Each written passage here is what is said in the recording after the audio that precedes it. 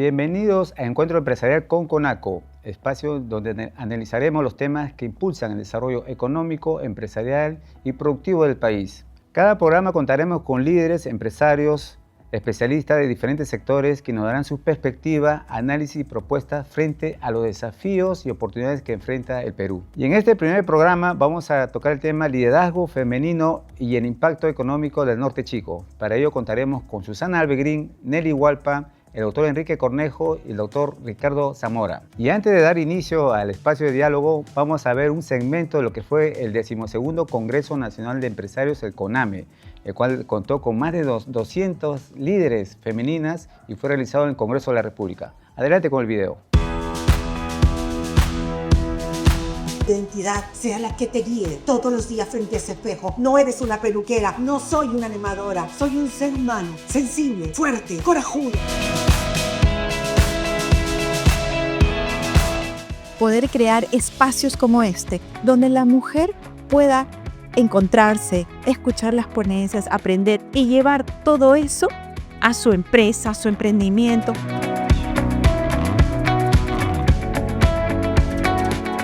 Hola, estamos felices de participar y de sumarnos a este enorme esfuerzo de la CONACO, sobre todo capacitando la construcción de una marca personal que es fundamental para salir adelante. Lo importante es unirse, trabajar en equipo. Somos mujeres y lo podemos todo.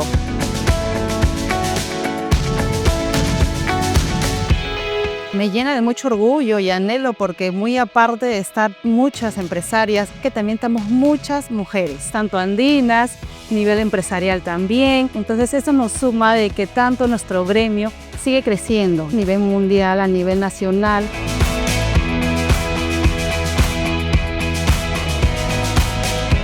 Quien no tiene tiempo para dedicar a su negocio, a su empresa, no se meta, porque sí va a dejar de lado el hogar todo por las puras. Entonces tenemos compromiso, tenemos pasión, intuición, tenemos tiempo. ¿Qué otra cosa nos hace falta? La disciplina y la visión, eso es muy importante, transforman realidades.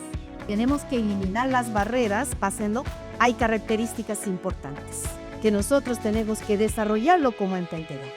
Mujeres que definitivamente conectan, por eso ustedes están aquí. Mujeres que generan confianza a través de una historia, de esta conversación. Y eso tenemos que buscar, más que solamente poner un precio o dar una información de lo que hacemos, es que la gente se sume a nuestra historia, pero también entiendan nuestra vulnerabilidad y lo que tenemos que decir.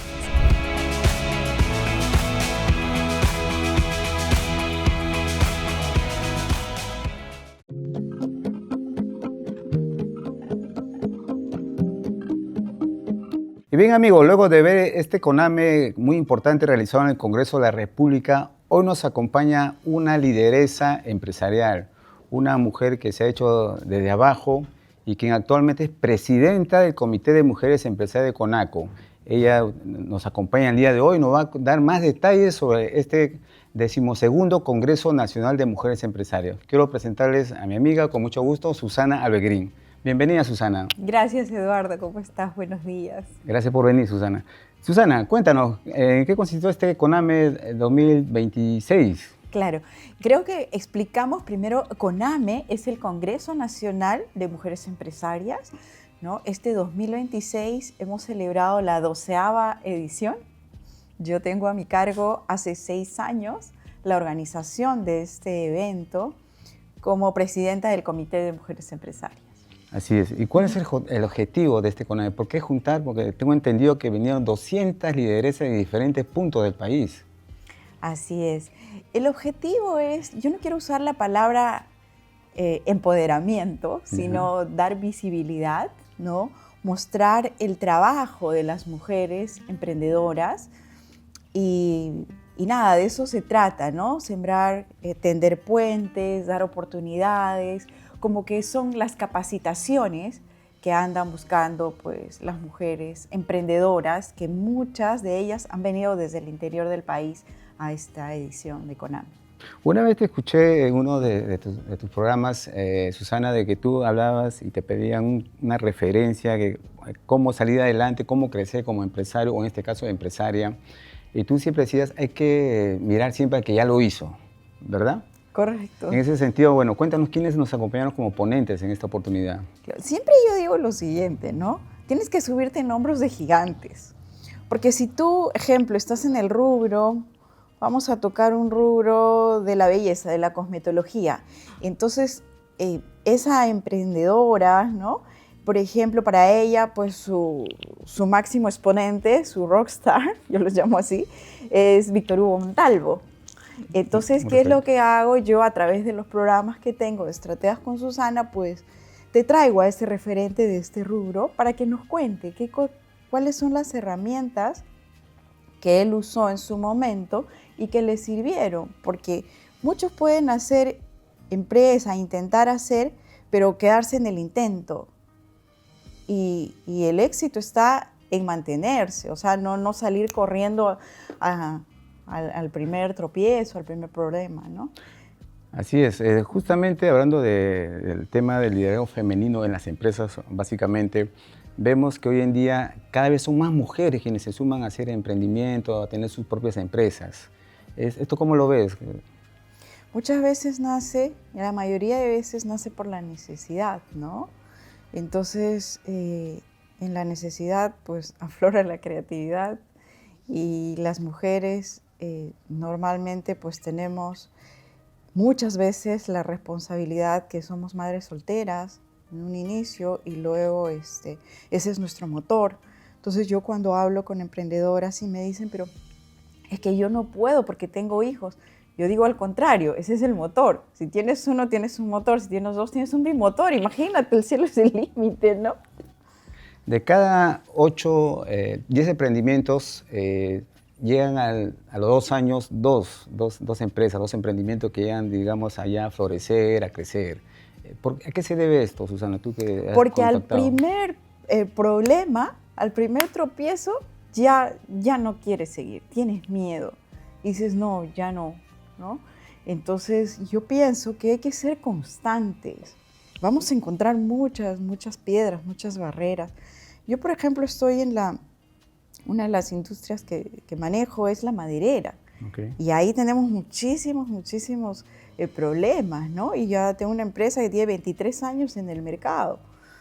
Y pues hemos atravesado muchas cosas, pero ahí estamos. Nunca nos hemos rendido. Entonces creo que se trata de eso, de no rendirte. Así que, en la actualidad, ¿cómo ves el tema femenino en cuanto a empresas, en cuanto a la que es generación de empleo en el país? ¿Cómo contribuye en ese sentido el sector femenino en este sector? Como tú bien lo decías en la pregunta anterior, cada vez son más las empresas lideradas por mujeres, ¿no? Entonces, contribuyen, o sea, acá no es que igualdad de género, competencia, hombre-mujer, no, porque a la final es cada quien en donde le toque estar y lo importante es capacitarse, ¿no? Entonces, ¿qué cosa es pues lo que yo veo de que cada vez son más las mujeres, la responsabilidad que tenemos, porque es también llevar a tu familia adelante, entonces por ende pues una empresa también la vas a manejar con esa responsabilidad que merece, ¿no? Definitivamente. Volviendo al CONAME actual, nos contaba de que vinieron muchas delegaciones del interior del país.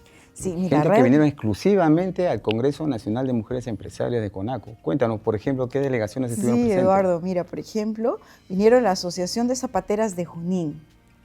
Ya, ellas hicieron todo el esfuerzo de viajar desde Junín y salieron una noche antes en el bus, amanecieron en Lima, se quedaron ahí muy cerca al Congreso, hospedadas, y fueron a la capacitación, ¿no? Si bien es cierto, una de las figuras fue Gisela Valcárcel, que luego seguramente vamos a hablar cómo fue que yo la convoqué, pero ellas vinieron por eso, por esa capacitación, por eso sentirse visualizadas, por aprender un poco más.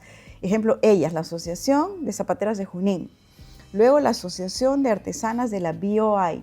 La BOI es la Reserva de Biosfera Ashani-Gallanincha, de mi querido Oxapampa, pero esta es una comunidad nativa alejada del pueblo de Oxapampa. Ellas vinieron igualmente, en la noche tomaron su bus, era una delegación como de 8, ¿no? Y se alojaron ahí por la avenida Bancay y solamente vinieron al CONAME, ¿no? Y entonces así, de ese grupo de mujeres, yo valoro muchísimo eso, por eso es que te comentaba antes de la entrevista, de que acabo de hacer un compromiso, acabo de llegar de Cusco. Exacto. ¿No? Entonces, y acabo de asumir un compromiso que es descentralizar CONAME, justamente para llegar donde ellas están.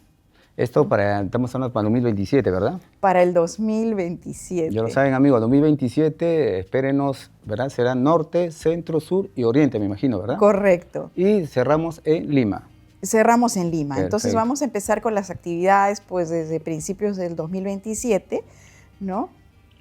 Pero tenemos en el radar Cusco, ¿no? Tenemos Arequipa también, por las amistades que tenemos, ¿no? Por ejemplo, la Cámara de Comercio de Arequipa, la Municipalidad de Cusco, que es la que me invitó ahora, acabo de llegar hace una semana. Entonces, de eso se trata, ¿no? De descentralizar, porque mucho hablamos, pero a veces se queda solamente en teoría. Nosotros sí lo vamos a hacer. Hace un momento nombraste a Gisela Valcárcel, que sin desmerecer a los demás ponentes, o oponentes en este caso, ¿cómo así la convenciste? ¿Cómo así se animó a participar de este 12º CONAME?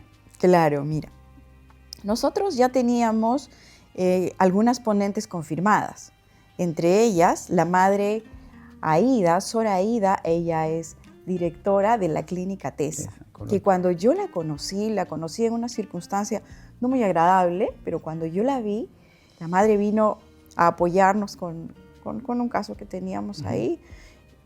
Y yo la vi y dije, wow, esta mujer tiene que estar en algún CONAME. Porque yo la vi una mujer lideresa magnética. Entonces, después que pasa este episodio en la clínica, yo le digo, madre, ¿usted cree que un día me puede acompañar a algún evento? Ah, pero por supuesto, solamente avísame con tiempo y ve lo de mi movilidad, porque pues obviamente recogerla y todo, ¿no? Entonces ya tenía madre Aida Echevarría Smith confirmada.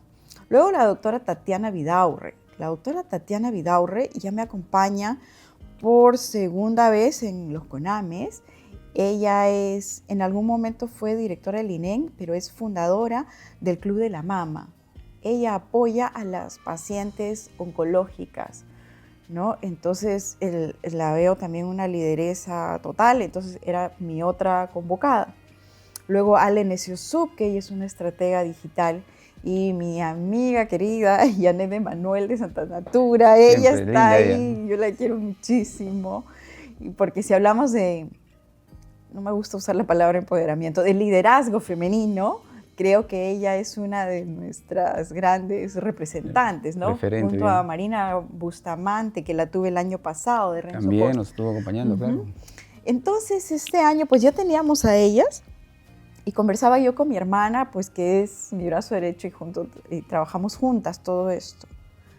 Y yo le digo, ¿y si hacemos la invitación a Gisela, pero no como esa figura pública del espectáculo, sino como empresaria, porque pues ella también, ¿no? Supuesto. Tiene la productora, ha tenido Amarish.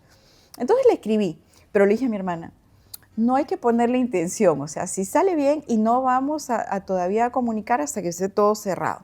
Entonces le dije, y Gisela en el primer momento me aceptó. Así.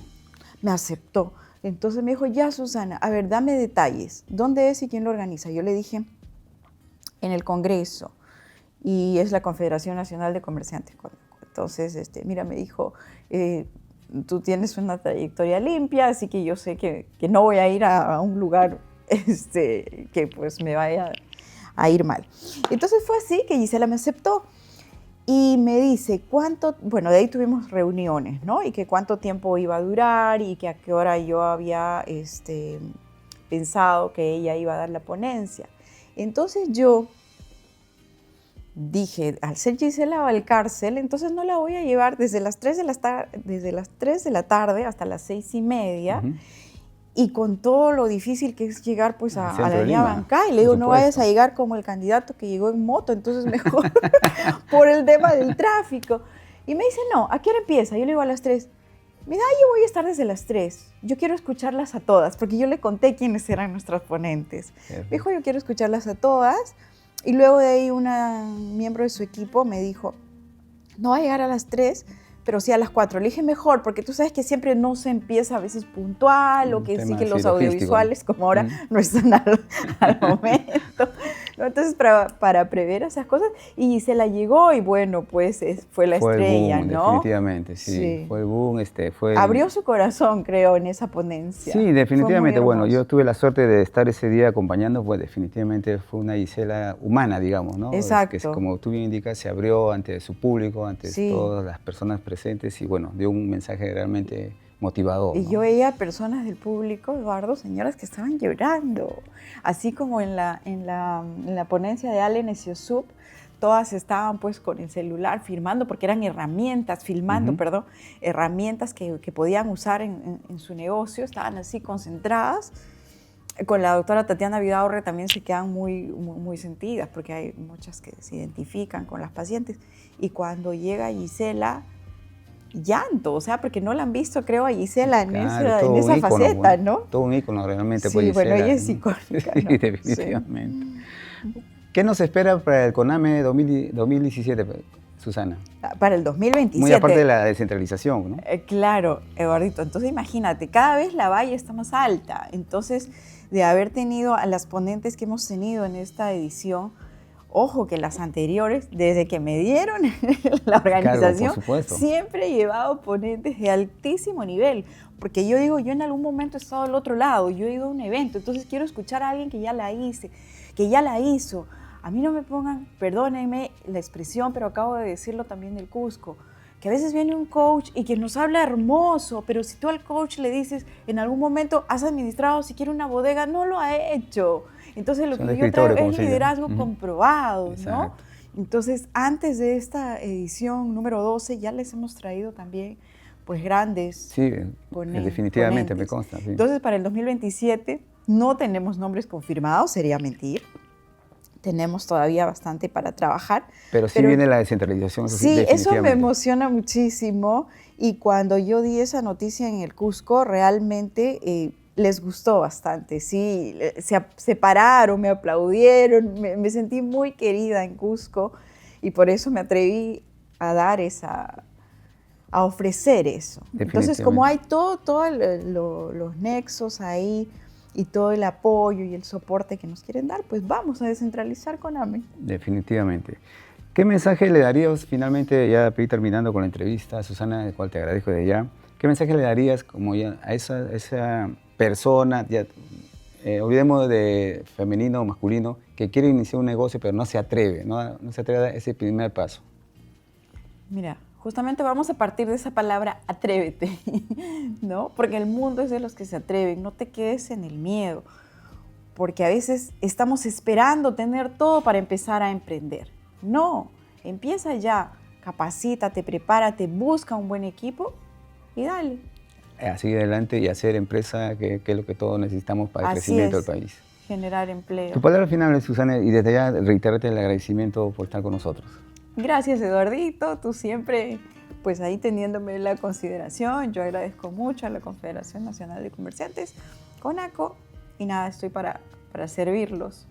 Bien, estuvo con nosotros Susana Albegrín, quien es una lideresa empresaria exitosa, presidenta actual del Comité de Mujeres Empresarias de CONACO y quien nos ha dado sus palabras motivacionales y sobre todo lo que fue el CONAME y lo que se viene en el CONAME próximamente.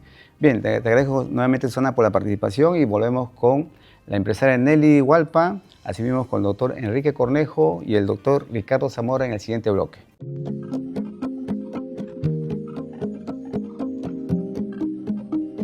Bueno, quiero comunicarles que este programa viene gracias a Playa Grande, Ecoindustrial y a la productora Sin Omitir. Y asimismo invitarlos a que nos sigan en las redes a través de Facebook, Instagram y YouTube.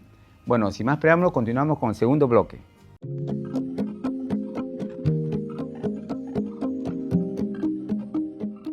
Así es, amigos, bienvenidos al segundo bloque de Encuentro Empresarial con CONACO. Bueno, en esta oportunidad tengo el lujo de contar con la participación de un gran amigo de la institución. Eres economista, ha sido 2 veces ministro, catedrático y autor de innumerables libros de importancia para la economía del país. Quiero presentarlo a ustedes al doctor Enrique Cornejo Ramírez. Bienvenido, don Enrique. Muchas gracias y éxitos en este nuevo emprendimiento comunicacional de CONACO. Muchas gracias, don Enrique. Así mismo nos acompaña el día de hoy el doctor Ricardo Zamora. Él es especialista en el área inmobiliario. que ya sea cualquier tema, asesoramiento inmobiliario, contamos con el amigo Ricardo Zamora, que con quien también vamos a tener un diálogo el día de hoy. Bien, hoy tocamos dos temas, don Enrique, don Ricardo. Vamos a hablar sobre el emprendimiento y cómo está impactando el norte chico en la economía del país. Don Enrique, hablando de emprendimiento, ¿a qué cree usted que se deba que fracasan las empresas en el Perú? Que muchas de ellas fracasan, algunas sí tienen la oportunidad de salir adelante. Yo creo que a 3 factores. El primero es que nacen muy entusiastas con alguna idea que no han evaluado bien en términos de su factibilidad. Tiene que ver con las costumbres de la familia, tiene que ver con algún tema que de repente han estado viendo, pero el problema es que hay que saber bien, la pregunta clave es, ¿qué aspecto del mercado no está siendo bien atendido? No digo que no esté atendido, porque puede estar siendo atendido, pero mal. Entonces, si uno identifica algún problema, que hay alguna insatisfacción en el mercado, que, digamos, genere la posibilidad de una respuesta, ahí está la primera, digamos, clave, variable, la variable clave. La segunda es, bueno, ¿y lo puedo o no lo puedo hacer? A veces se puede hacer, a veces no se puede hacer. Y hay que ser muy realista en este punto, porque es preferible a esa altura tomar la decisión de girar hacia otro lado que tal vez intentar desarrollar este proyecto cuando ya sabemos que no estamos entrando bien. Lo segundo es un elemento clave, que son los costos. En la economía de escala y los costos funcionan de una manera inevitable. La economía de escala es que tú tengas el mínimo tamaño eficiente para poder operar sin perder. Y a veces uno entra en el mercado y hay muchísimos ofertantes de casi lo mismo. Entonces, una primera manera de lograr ese tamaño mínimo eficiente, estando con un mercado muy ofertado, digamos así, es buscar algo diferente, aunque sea de pequeño valor, pero algo diferente. Lo que nosotros los economistas llamamos el valor añadido o el valor diferencial, ¿no? Y eso es quizás un elemento que no aparece mucho. Por ejemplo, a mis amigos de Gamarra, yo suelo decirles, ustedes han hecho una revolución.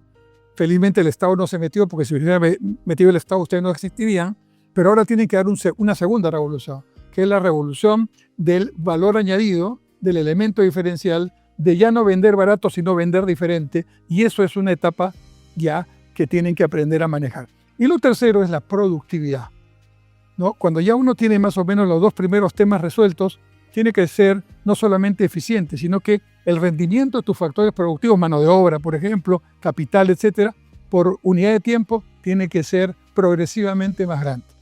Esos son los 3 factores que explican por qué tenemos un altísimo número de empresas que se abren anualmente, pero también, lamentablemente, un altísimo número de RUCs que se cancelan anualmente. Efectivamente. Doctor Ricardo, como dice el doctor Enrique, muchas veces el empresario se hace empíricamente, no tiene apoyo digamos, del Estado, de instituciones que puedan velar para el desenvolvimiento de cualquier estudio de mercado, puede decir, ¿no? En ese sentido, ¿cuál sería el rol del Estado con el emprendedor que recién quiere iniciar un negocio? Bueno, yo particularmente lo veo de la siguiente manera. El emprendedor, para que sea emprendedor en el Perú, tiene que tener un espíritu de gladiador, porque se enfrenta a un sistema estructurado del Estado que te pone barreras en todos lados. Es complicado que frente a una necesidad inmediata del emprendedor, que el Estado más bien te pone burocracia y barreras que te hacen difícil llegar a tus metas. Esto tiene un impacto directo en lo que es la decisión que toma el emprendedor, es decir, si soy formal o si soy informal, ¿qué cosa me conviene más? De repente me conviene más ser informal y evitar toda esa barrera que al final no me deja avanzar. Vivimos lamentablemente realidades diferentes. El emprendedor vive su realidad día a día, mientras que el Estado lamentablemente vive una realidad que no sabemos de dónde salió. La verdad que sí. O sea, yo trato de entender, porque antes de acusar, trato de entender qué pasa con el Estado, por qué no está mirando lo mismo. Porque si estamos mirando cosas diferentes, estamos yendo a destinos diferentes. Entonces ahí, en esa dicotomía, considero que debería haber algo que amalgame ambas visiones para que podamos caminar juntos, porque estamos caminando diferente. Exacto. Una pregunta para todos. Cuando uno abre un negocio formal, tienes tu book, estás en planilla, todo lo demás. Abres tu negocio hoy día y ya mañana en vez de recibir una carta de felicitación de un organismo del Estado, al contrario, ¿sí? Ya debe visitar a SUNAT, la municipalidad, SUNAT, entre otras instituciones. ¿Cuál debería ser el rol de la SUNAT ante los nuevos empresarios, de las nuevas empresas que recién se crean? Bueno, la SUNAT cumple el papel que le da el Estado, ¿verdad? Que es recaudar impuestos. Pero lamentablemente, como aún no tiene la capacidad de poder mirar donde debe mirar, o no quiere tener esa capacidad, entonces solamente mira a los que ya pagan impuestos, ¿no? Y consecuentemente la carga tributaria que tiene un empresario formal es mucho mayor que el 30% de impuesto a la renta. Muchas veces puede llegar a 0.6, 0.7, incluso en algunos sectores, por la cantidad de impuestos que van uno con el otro, incluyendo los municipales. Entonces, lo primero es entender, como se decía hace un momento, y estoy de acuerdo, que debemos tener un objetivo común, ¿no? El Estado ve al empresario como dinero andando, no importa si venda o no, ¿no? Y lamentablemente, y ya eso es malo, pero es doblemente malo cuando lo ve dinero andando en ciertas épocas. Por ejemplo, campaña de Navidad, campaña de Fiestas Patrias, Día de la Madre, Día del Padre. No hay ninguna razón, pero aparecen los señores de fiscalización del municipio, o aparece SUNAFIL, o aparece SUNAT con algún tema de investigación especial, y tienen pues este mandato mal dado, que es una de las cosas que hay que corregir, donde se ha metido el tema del lavado de activos dentro del tema tributario, o el tema tributario dentro del lavado de activos más bien, lo cual es anticonstitucional, porque el tema tributario tiene su propio curso.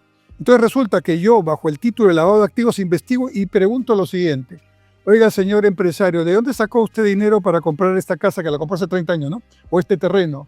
Y probablemente el señor no tiene ni los papeles, pero los compró legalmente. Presunto lavado de activos. Ahí empieza el calvario, ¿no? Y ahí empieza el calvario, y eso es un Estado que no promueve, sino un Estado que agrede, y agrede además con corrupción. Porque muchas de las visitas que hacen estos representantes del Estado nacional o el Estado municipal van acompañadas de pedido de coima, ¿no? Con lo cual realmente tenemos toda una suerte de elementos negativos para el empresario que realmente quiere cumplir con su tarea. Que es el patrocinio de empresa y que nos genera empleo, doctor. Sí, mira, cuando un profesor tiene más de la mitad de la clase jalado, es el problema del profesor.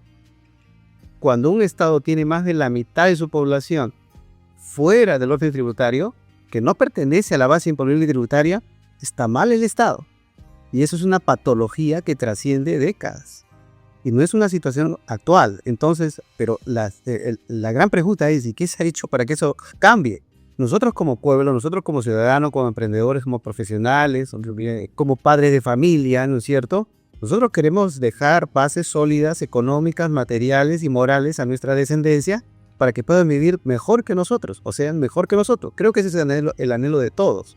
Sin embargo, si tenemos un país donde más de la mitad está fuera de la base imponible tributaria, definitivamente el Estado está funcionando mal. Y es el poblador el que está salvando la situación. Esto se ve reflejado en una situación muy particular, y que el doctor Fornefo seguramente no me dejará engañar, en el sentido de que muy al margen de las consecuencias políticas de gobierno estatal, el Perú sigue avanzando como si puede ser una especie de autómata que sigue creciendo.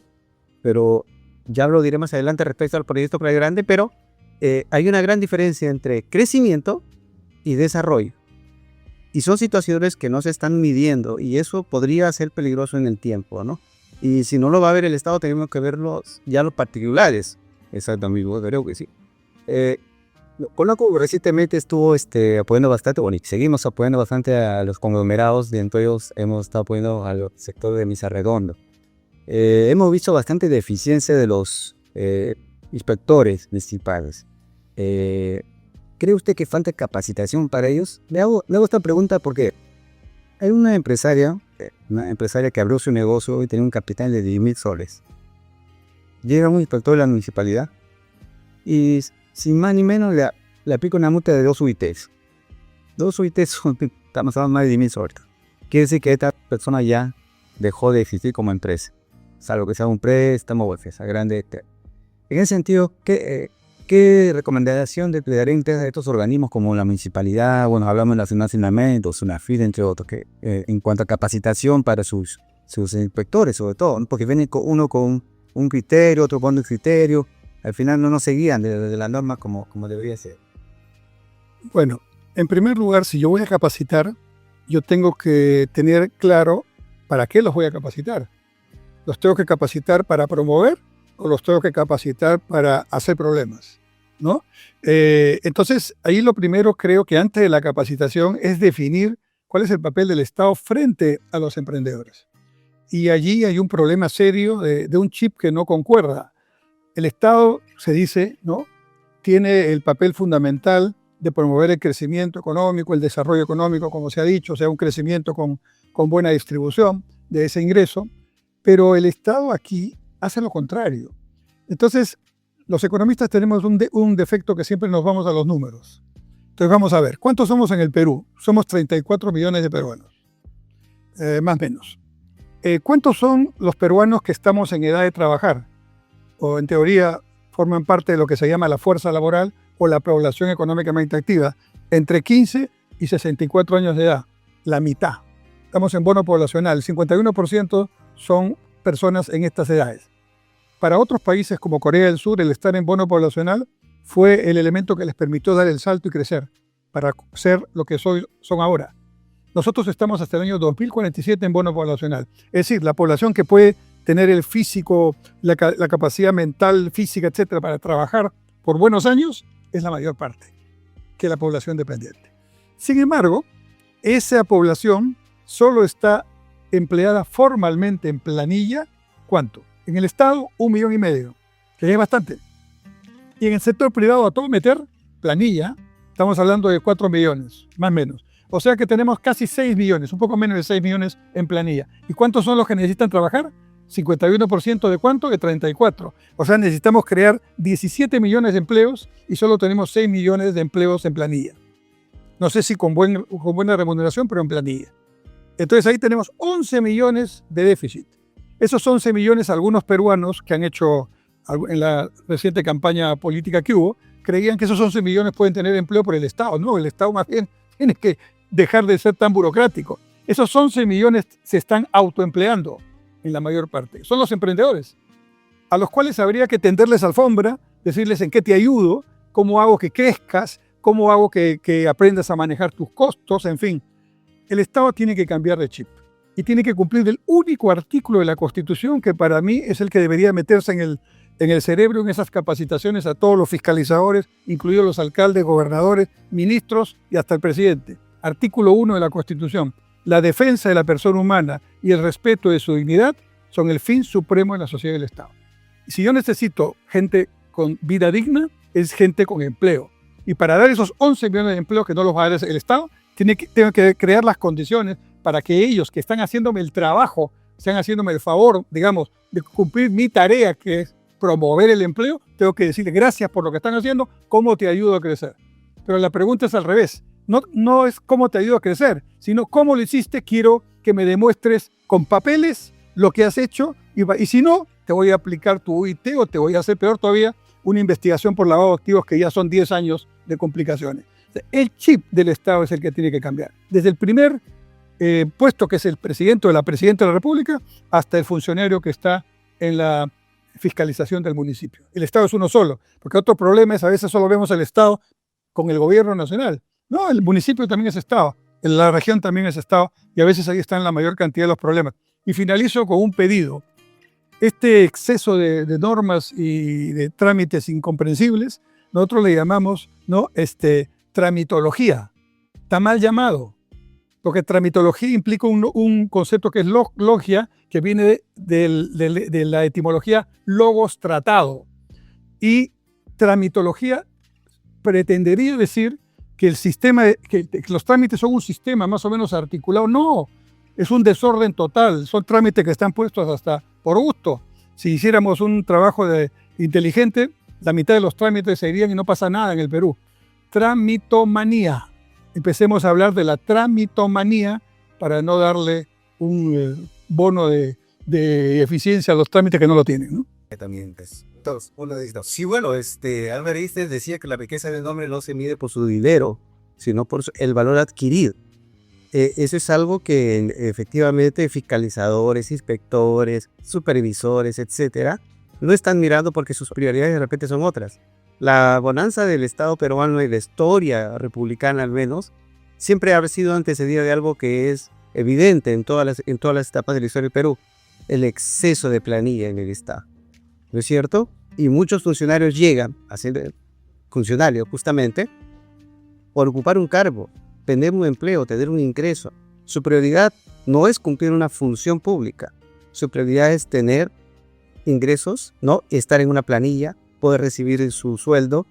Entonces, estas personas yo creo que están actuando bajo otros principios y bajo otro tipo de prioridades.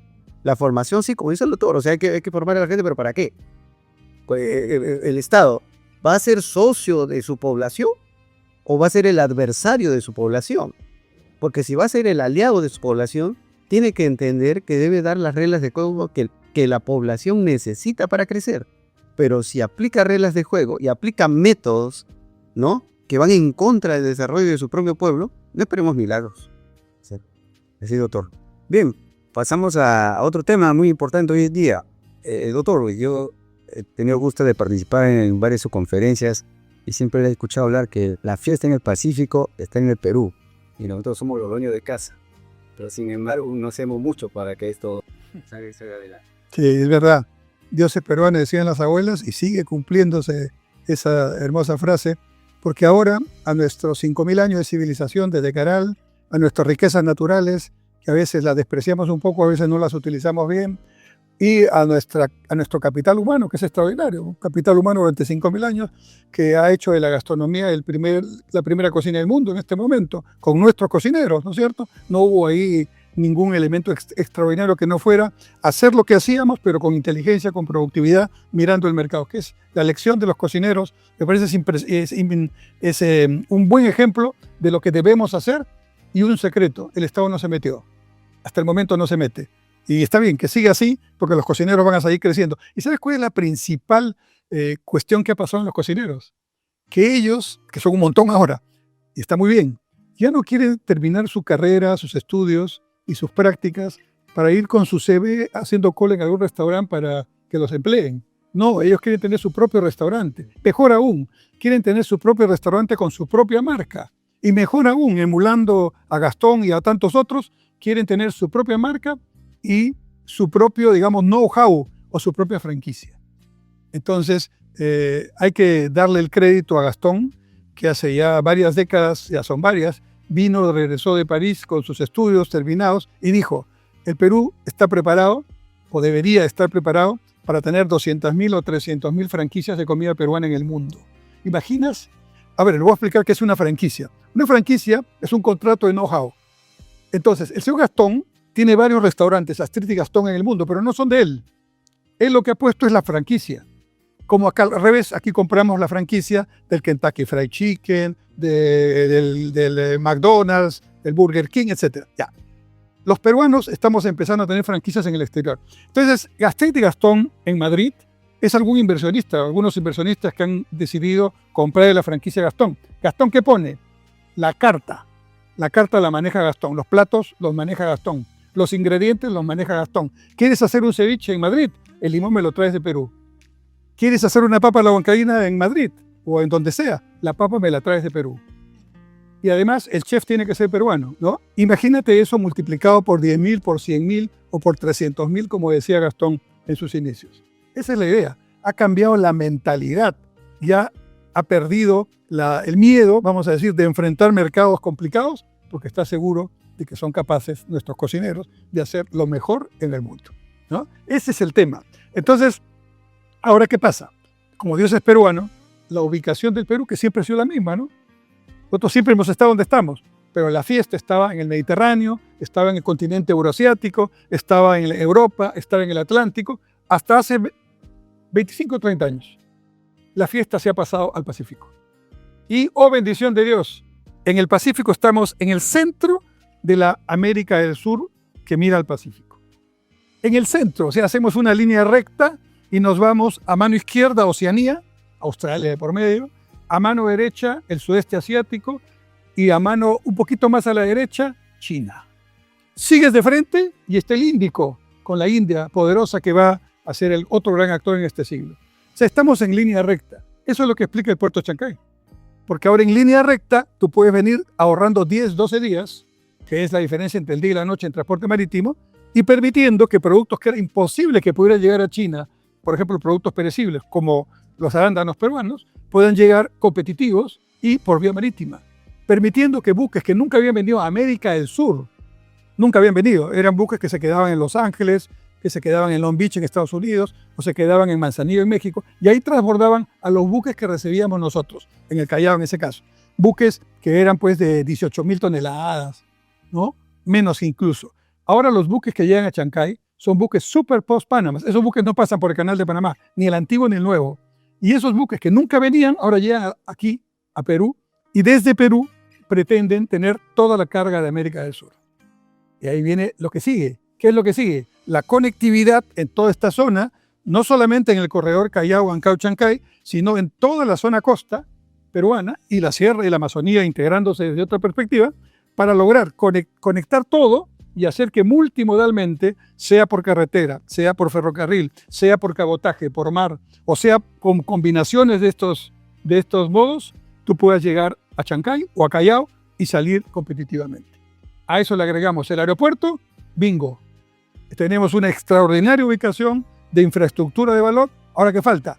Ahora necesitamos por primera vez en la historia republicana del Perú que los peruanos aprovechemos de esta ventaja. Que no nos pase lo del guano del salitre, ¿no es cierto? Y para eso lo que tenemos que hacer es parar esta agenda mediocre que hasta ahora tenemos con temas que no los voy a repetir porque son los que abarcan la mayoría de los medios de comunicación de tipo masivo, que embrutecen a la gente y nosotros lo permitimos, y empezar a tocar estos temas y educar a la gente y enseñarle que tiene capacidad y posibilidad de aprovechar este cambio extraordinario, pero así como tiene que hacerse, ¿no?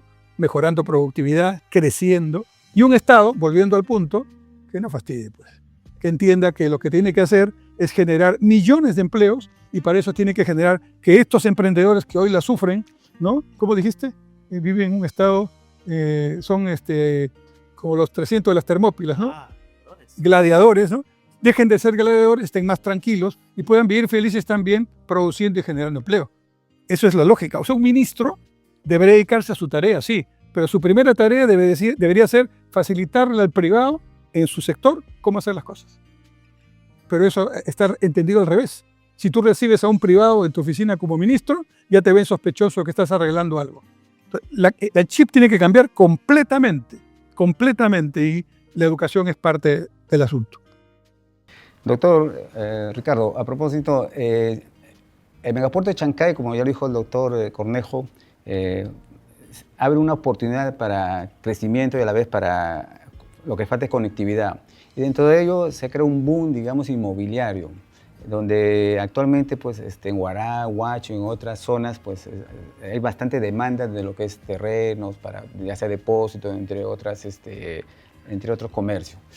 Cuéntenos al respecto, usted está inmerso en este mundo. Sí, bueno, el 14 de noviembre de 2024 se inauguró el puerto de Chancay, ya está operando desde ese día y no para, y la mano de obra es muy baja porque la mayoría del trabajo se realiza en línea, ¿no? Y 24/7. Y como decía el doctor, la bonanza, el crecimiento económico del Perú es impresionante y es una ola, ¿no?, que nos llega. Pero como es una ola, si nos agarra mal parados nos puede tumbar. El crecimiento urbanístico, el desarrollo poblacional, más que el desarrollo, el crecimiento digamos, de las viviendas, de las proyecciones de vivienda o de lotes para almacenes industriales, etcétera, es una realidad que se va a dar, porque el crecimiento económico empuja eso, atrae eso. Con nosotros o sin nosotros, el sector donde estamos ubicados, kilómetros 121-122 de la carretera nacional panamericana norte, se va a dar también, de todas maneras. El punto es cómo se da. Y por eso decía hace un rato, hay una gran diferencia entre crecimiento y desarrollo. El crecimiento se va a dar, pero si usted mira la realidad nacional en cuanto a crecimiento urbanístico en el Perú, es de muy mala calidad. Hay poblaciones enteras en el Perú que realmente yo no sé cómo las hicieron. pero las hicieron.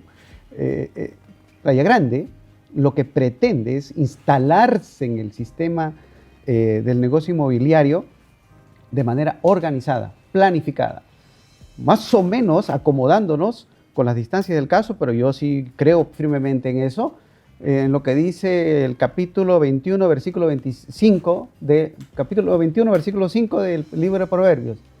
El hombre que planifica ciertamente tiende a la riqueza y el que no tiende a la pobreza. Planificar es un requisito indispensable para avanzar. Nosotros estamos creciendo y avanzando gestiones a través de la 31145 y 31313 y ambas coinciden en una cosa, convergen en algo fabuloso que es crecimiento sostenible, que para nosotros debería ser interpretado como revaluación patrimonial. Y a eso tiende el proyecto.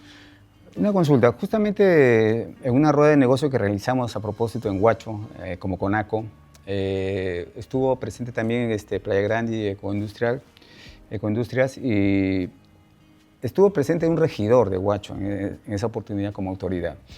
Y una de las representantes de Playa Grande, si no me equivoco, dijo, queremos una reunión con usted porque le hemos mandado muchas solicitudes para tener una audiencia con usted para que nos puedan autorizar y poder continuar con el proyecto inmobiliario.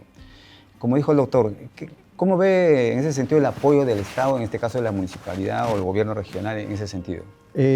Yo veo particularmente de los funcionarios de la Municipalidad Provincial de Huacho que demoran mucho los resultados y le dan vueltas a un mismo asunto a tal punto de que uno duda de realmente están trabajando o no, o les interesa o no el desarrollo, porque no solamente es un tema de trámite, ¿no? Sino el desarrollo. Yo he tenido la oportunidad de reunirme con todo el equipo técnico y regidores de la Municipalidad de Huacho para explicarles el proyecto, los detalles y dar todo un sustento de nuestra propuesta de desarrollo con crecimiento. No solamente crecimiento, sino crecimiento con desarrollo. Y de las 17 personas que estaban ahí, ninguna estaba a la altura de lo que se estaba planteando. Me sorprende abismalmente, de verdad que sí, es una cosa que no sé cómo graficarla, de que hay personas que están en áreas técnicas que desconocen contenidos esenciales del Reglamento Nacional de Edificaciones, por ejemplo. Lo que decíamos hace un rato, las capacitaciones, ¿no? Yo me quedé sorprendido. Dije, o de repente caracteriza otra área, no lo sé.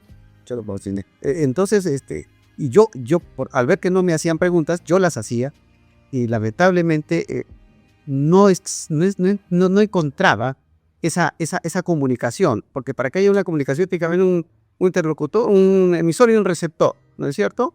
Pero si yo estoy enviando mensajes con un contenido que no se codifica, entonces no nos está comunicando.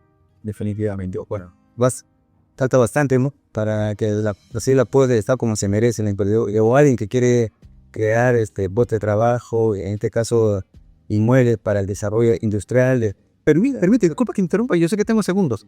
Es que lo que pasa es que estas gestiones que permitan un desarrollo, no solamente mejora el negocio del inversionista, del emprendedor, revalúa el patrimonio del cliente que compró su lote.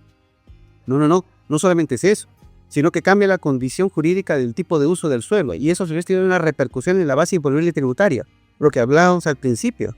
Pero los funcionarios no están mirando eso. Yo no sé qué están mirando.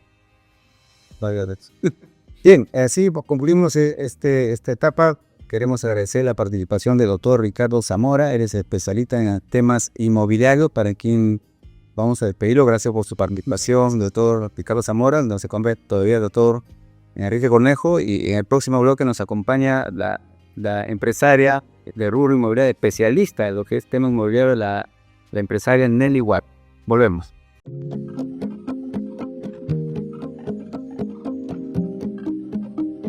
Bien, amigos, y continuamos con Encuentro Empresarial con CONACO. Y como ya lo dijimos, nos acompaña la destacada empresaria de rubro inmobiliario, la señora Nelly Hualpa, a quien quiero en particular agradecer mucho, ya que ella es auspiciadora de este programa empresarial que tiene CONACO a través de sus proyectos que ella tiene y también como asociada de nuestra institución.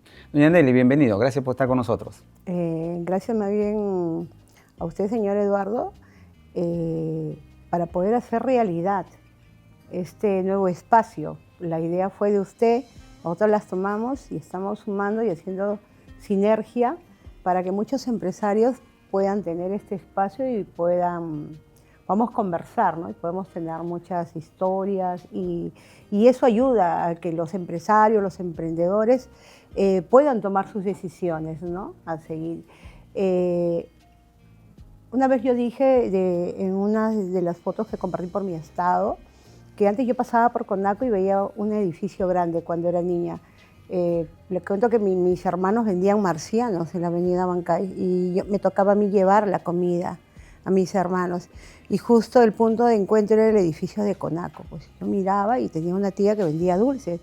Esto es Conaco, decía yo, ¿no? Y hoy por hoy que soy asociada veo el valor que es de estar en Conaco, el honor de pertenecer a Conaco, ¿no? El ver cómo hacemos sinergia para ir creciendo cada uno de los asociados. Gracias por permitirme parte de esta asociación, señor Eduardo. Gracias, doctor Enrique Cornejos, por permitirme estar aquí con ustedes y, bueno, conversar de lo que sé, de lo que hago, que de alguna otra manera pueda servir, ¿no?, a muchas personas a tomar la decisión de invertir en esta nueva zona, en este nuevo polo. Cuéntenos de al respecto, crecimiento. ¿qué proyectos tiene, hablando del Norte Chico, que es nuestro tema en estos momentos? Sí, bueno, el Norte Chico ya ha crecido, ya es Ya un no está en despegue, Chico ya no va a parar. Huacho está creciendo para el sur, más para el norte. Entonces nosotros en la ubicación privilegiada que tenemos hemos desarrollado una nueva ciudad, un proyecto planificado, como lo había hablado el doctor Zamora, que es parte de nuestro equipo técnico. Y este desarrollo es un desarrollo que te ofrece algo más allá que un solo terreno, sino te ofrecemos el desarrollo para que tú puedas vivir bien, asegurar tu inversión. Es lo que se hace, porque nosotros cuando llegamos a estos proyectos son zonas eriazas y nosotros lo estamos transformando con el tiempo, ¿no? Por medio de planificaciones, de desarrollos, de habilitación y de servicios, que sí está costando hacerlo, pero se va a lograr. Se va a lograr, ¿por qué? Porque hemos tomado una decisión de hacer un cambio en la zona y hacer ese cambio en la zona está dando resultados.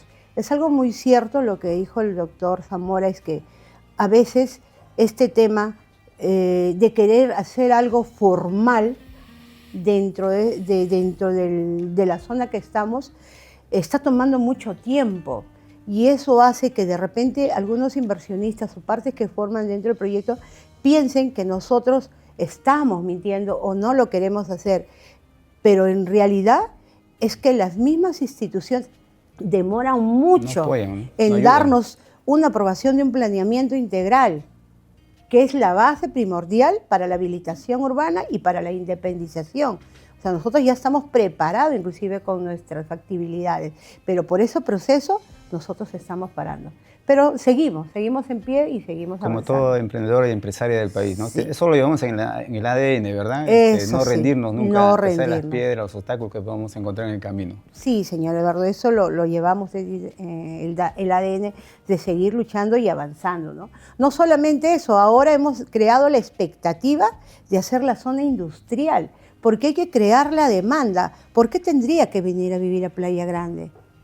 ¿Qué me ofrece Playa Grande? El desarrollo alrededor. Y para eso hemos creado lo que es la zona industrial, ecoindustrial, un proyecto que está empezando, ya tenemos más de 20 empresarios, inversionistas, MIPES que están con nosotros avanzando. Al crearse la demanda industrial, se crean las fábricas, los comercios, y así yo voy a tener ya el pretexto de poderme venir a vivir porque voy a tener dónde trabajar. Y también los empresarios que vengan a venir ahí, voy a poder ir a una zona donde voy a poder vender mis productos.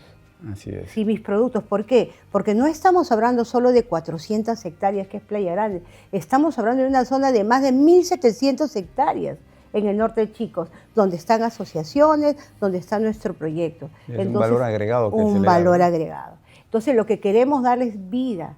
Queremos dar vida, queremos que se cree, que empiecen las viviendas, pero queremos que se formen de una manera formal, no informal. No queremos llegar a la regularización urbana, queremos empezar por una habilitación urbana.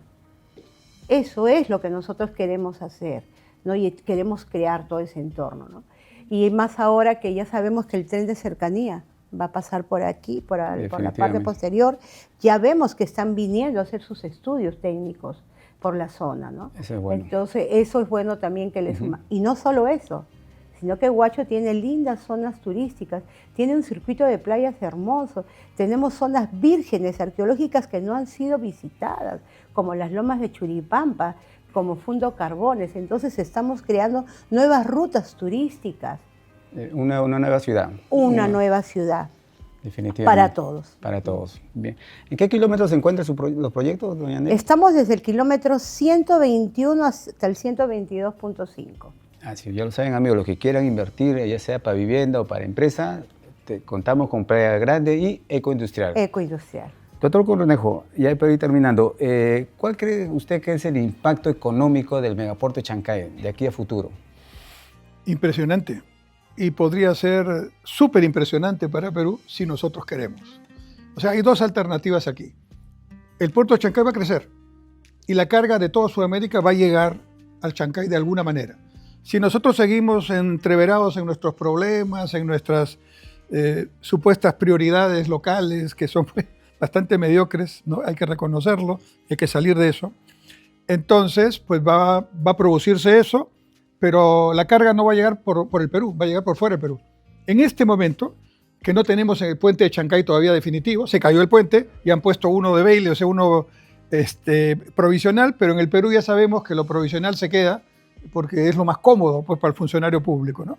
Ya debería estar el puente definitivo construido. Hace 2 años que ha pasado esto, ¿no? Entonces, tenemos estos problemas. En este momento, la carga de Ecuador, de Colombia y de Chile, y seguramente de Brasil también, ya está llegando a Chancay, pero no llega por carretera. Se está yendo a los puertos chilenos o los puertos colombianos y por cabotaje, o sea, por buque, está llegando por mar hasta Chancay, hasta el puerto mismo. Esa es la diferencia. O sea, o nos mantenemos solamente como estamos, mediocres, tenemos que decirlo, y el puerto crece, nos genera algún ingreso, pero digamos todo lo que podría generar lo aprovechan otros, o nos ponemos las pilas y empezamos a apoyar proyectos como el que se ha contado, que tiene 3 características que debo destacar. Primero, es formal, ¿no? Eso es lo que pedimos, a pesar de las dificultades de ser formal. Segundo, está pensando en un esquema de desarrollo sostenible e integral de la vida, artículo 1 de la Constitución, la dignidad de la persona. No solamente ir a vivir en un lugar, tener una propiedad, sino tener expectativa en los próximos 20, 30 años para poder tener un crecimiento de la familia, el desarrollo. Y lo tercero, que creo es lo más importante, tratando de dar un mensaje para que esa zona se convierta en una zona que tenga un desarrollo integral, un desarrollo armónico y ya no sea solamente esa tierra eriaza donde empezaron a trabajar. Así que yo la felicito por ese trabajo. Doctor Enrique, una última pregunta para terminar. ¿Cuál es su visión? ¿Cómo ve usted al Perú de aquí a 10 años? De aquí a 10 años lo veo mucho mejor que ahora. Lo veo enrumbándose hacia un crecimiento sostenido. Lo veo con un Estado que espero, este gobierno nuevo, se modernice.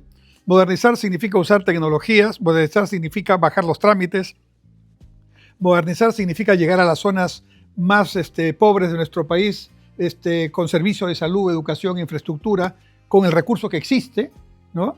Y quitarle a estas personas que existen en nuestro país, que quieren la violencia, el discurso, a partir de situaciones reales, y más bien convocarlos a esas tremenda cantidad de personas que están todavía en esas zonas alejadas, al crecimiento, a la educación, a la salud, sin desnutrición, sin anemia como hoy tenemos.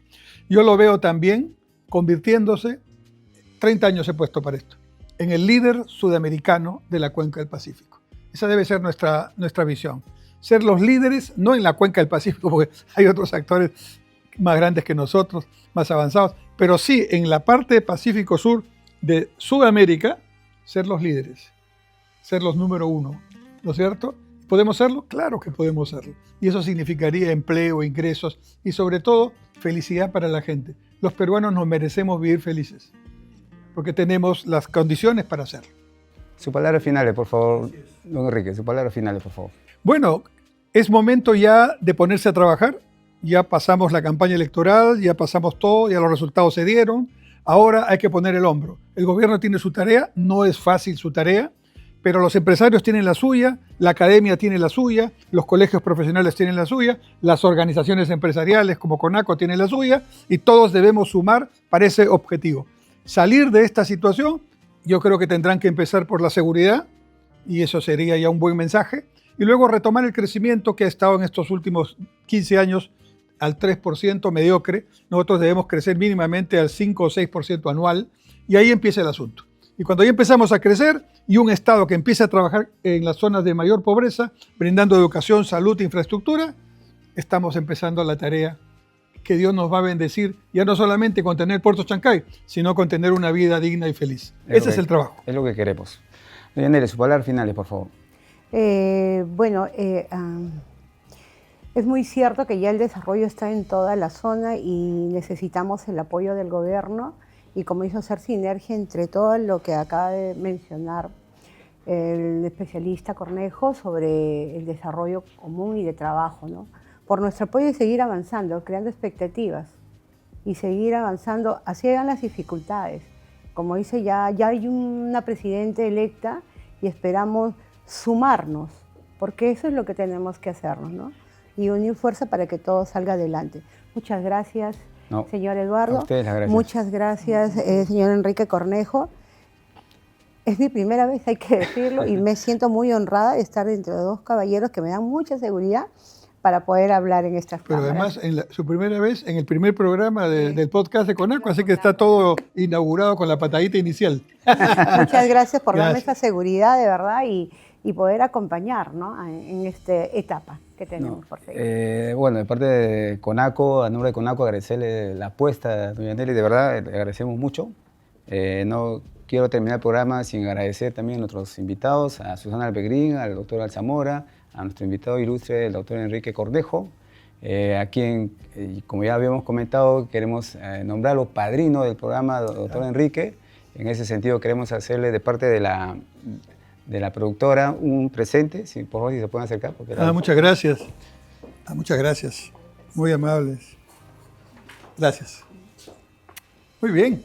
Y así mismo, ya como dice, no hay padrinazgo si no hay un brindis, doctor. Claro, si por tiene favor, que ser. Si nos acompaña. Gracias. Bien, y así es, amigos, así vamos culminando nuestro primer programa de Encuentro Empresarial, ya agradeciendo a nuestros invitados de lujo, a nuestro padrino, don Enrique Cornejo, a la señora Nelly Hualpan, a Susana Begrín, al doctor Alzamora. Yo, como siempre digo, cada centavo que tiene el gobierno, el Estado, alguien primero la sudó de su frente, sudando, trabajando, pagando impuestos obligatoriamente. Las empresas y los empleos las generan los empresarios. Muchas gracias y será hasta la próxima oportunidad. Muchas gracias. Salud. Muchas gracias y salud. Salud, Salud, salud, salud. salud, salud, salud, salud. Salud.